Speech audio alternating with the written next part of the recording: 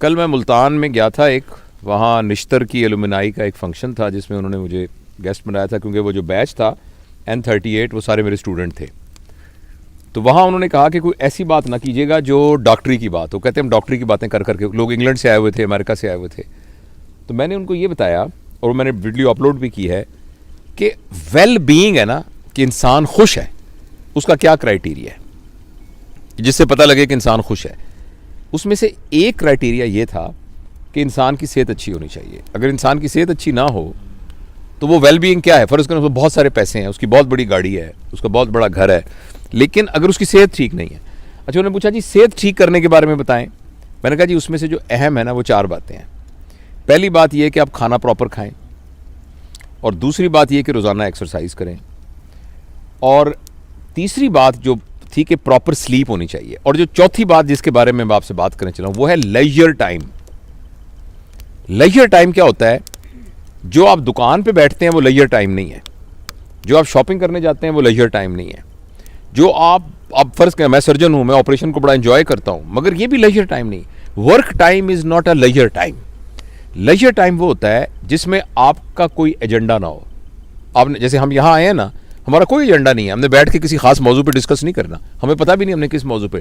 تو اپنے دوستوں کے پاس جانا، اپنے پیاروں کے پاس جانا، اور جا کے ان کے ساتھ بیٹھ کر بغیر کسی موضوع کے بات کرنا، یہ وہ بات تھی جو پرانے زمانے میں بیٹھکوں میں ہوا کرتی تھی. اگر آپ کسی گاؤں میں جائیں تو گاؤں کے اندر ایک جگہ ہوتی تھی، چوپال جسے کہتے تھے، وہاں 4 پائیاں پڑی ہوتی تھی، لوگ آ کے ویسے ہی بیٹھ جاتے تھے، حقہ پی رہے ہیں، گپے مار رہے ہیں، اور کوئی پرپز نہیں ہے، بس بیٹھے بت مارے. یہ ہے لیجر ٹائم. انفارچونیٹلی پیسے کی دوڑ میں اور وسائل کو زیادہ حاصل کرنے کی دوڑ کے اندر ہمارا پرابلم ہو گیا ہے کہ ہمارے پاس لیجر ٹائم نہیں ہے. اور آپ نے یہ چیز اگر دیکھنی ہو نا تو ویسٹ میں جا کے دیکھیں کہ وہاں اتنی کیلکولیٹڈ لائف ہے کہ ایک مہینہ، میں ابھی انگلینڈ جانا تھا تو میرے ایک دوست آئے، تو میں نے کہا میں آؤں گا. وہ کہتے بہت مجھے خوشی ہوگی لیکن مہربانی کر کے مجھے 2 مہینے پہلے بتانا. اچھا، ہمارے گاؤں میں یہ ہوتا تھا کہ جیسے پنجابی میں نا پیڑ یہ کہہ کے دروازہ کھول کے اندر چلے گئے. پیڑ بھی زور سے اس لیے کہتے تھے کہ اگر کسی نے پردہ وردہ نہ کیا ہو، سر پہ دوپٹہ نہیں ہے تو وہ لے لو. اور مجھے یاد ہے میرے والد صاحب، وہ ہم ملتان میں رہتے تھے، پھر اسلام آباد میں بھی، کہ ان کے دوست آتے تھے، روز شام کو دوست آتے تھے اور وہ آ کے بیٹھک میں بیٹھ جاتے تھے. مجھے کبھی ہم ان کے گھروں میں جاتے، میں چونکہ اکیلا ماں باپ کا بیٹا تھا تو ابو مجھے بھی ساتھ لے جاتے تھے. وہاں وہ آرام سے بیٹھے تھے، گپے مارتے تھے، کہانیاں سناتے تھے. وہ لیجر ٹائم جو ہے ہماری لائف میں سے نکل گیا، اور ہمیں کوئی نہ کوئی اس بات کا ضرور اہتمام کرنا چاہیے. اور میں اس بات کو انڈرسٹینڈ کرتا ہوں کہ یہ روز ممکن نہیں ہے کیونکہ آپ کے پاس ورک، لیکن کم از کم ہفتے میں 1 دن، 15 دن میں 1 دن. اور دوسرا، ہمارے معاشرے میں نا ہالیڈیز کا رواج نہیں ہے.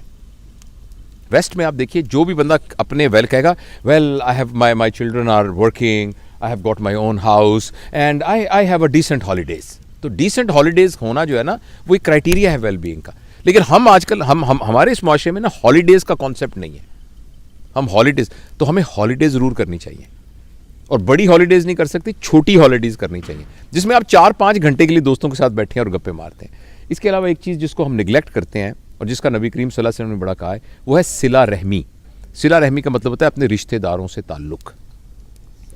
یعنی گاؤں میں ہمارے عزیز رشتہ دار رہتے ہیں، شہر میں رشتہ دار، ہمیں کم از کم 15 دن بعد، مہینے بعد ان کے پاس جانا چاہیے، ان سے ملنا چاہیے، ان کی خیر خبر لینی چاہیے. تو میں بس اپنی بات کو ختم کرنے سے پہلے ایک چھوٹا سا آپ کو واقعہ سناتا ہوں. میں کوشش کرتا ہوں کہ 8-10 منٹ سے لمبی بات نہ ہو تاکہ لوگ اس کو سن سکیں، لیکن یہ بڑا ایک شاندار میں اسلام آباد گیا امتحان لینے کے لیے، FCPS کا امتحان لینے کے لیے. وہاں اسلام آباد ہوٹل میں ٹھہرا. تو جب میں اسلام آباد میں ٹھہرا تو میں چونکہ وہیں پڑا بڑا ہوں اور وہیں سارا، تو مجھے ایسی خیال آیا، تو میں نے ایک دوست کو فون کیا، اس کا نام معراج ہے، سن رہا ہوگا شاید، نیورو سرجن ہے وہ. میں نے کہا یار ماجے میں آیا ہوں ادھر، تو کدھر ہے تو کہتا تم کہاں ٹھہرے ہو؟ میں کہا میں ادھر ہوں جو اسلام آباد ہوٹل میں جس کا نام ہالیڈے ہے. تو وہ کہنے لگا کہ لے میں تو اس کے سامنے سڑک سے گزر رہا ہوں، کون سا کمرہ ہے تمہارا؟ میں نے بتایا، کہتا میں آ رہا ہوں. اچھا وہ آ گیا. اچھا اتنے میں نے اس نے کہا یار اس کے ساتھ ہی محبوب الہی رہتا ہے، وہ خبریں میں کام کرتا تھا، تو وہاں کوئی ایڈیٹر شیڈیٹر تھا، تو اس نے کہا میں اس کو بھی بلا لیتا ہوں. وہ محبوب الہی بھی آ گیا. اس کے بعد ہمارا ایک اور دوست تھا، تو اس نے اس کو فون کیا، وہ بھی آ گیا، تنویر ظفر، وہ آج کل امریکہ میں ہے، وہ بھی آ گیا. ہم چاروں جب بیٹھے نا تو ہم نے گپے مارنی شروع کر دی. اور میرا جانے کا ٹائم تھا جہاز کا. تو اچانک مجھے کہنے لگا یار بالکل ساتھ واجد ہے، یہ سارے میرے اسکول کے کلاس فیلوز تھے. ایک نیورو سرجن ہے، ایک جرنلسٹ ہے بہت بڑا، اور جو تیسرا تھا تنویر، وہ فورن افیئرز میں کام کرتا ہے آج کل نیو یارک میں. تو واجد جو ہم میں سے تھا نا، اس کے والد صاحب تھے درزی تھے. تو اس نے واجد نے وہی والی کام شروع کر لیا, اور میلوڈی مارکیٹ کے اندر اس کی کپڑے کی بہت بڑی دکان تھی, اور دکان کے ساتھ ہی اس کا ٹیلرنگ کا کام بھی تھا. تو اس نے کہا یار میں واجد کو پتہ لگے گا کہ تم آئے ہوئے جب تو بڑا خوش ہوگا, تو چلتے ہیں. تو میں نے کہا چلتے. تو میں نے نیچے سامان چیک آؤٹ ہونے کے لیے میں نے کہا ساتھ ہی واک کر کے چلتے ہیں. ہم واک کرتے کرتے کرتے وہاں پہنچے تو بڑی سی دکان تھی. تو وہاں ہم اندر گئے تو اس نے کہا کہ ایک لڑکا نکلا. تو میں نے کہا کہ بیٹا, اس نے کہا محبوب الائی نے, کیونکہ ظاہر میں تو بہت سالوں سے دیکھا ہی تھا. تو وہ کہنے لگا کہ واجد کدھر ہیں واجد صاحب؟ تو اس نے غور سے دیکھ کے کہنے لگا آپ انکل کون ہیں؟ تو ہم نے کہا ہم واجد کے کلاس فیلو ہیں سارے.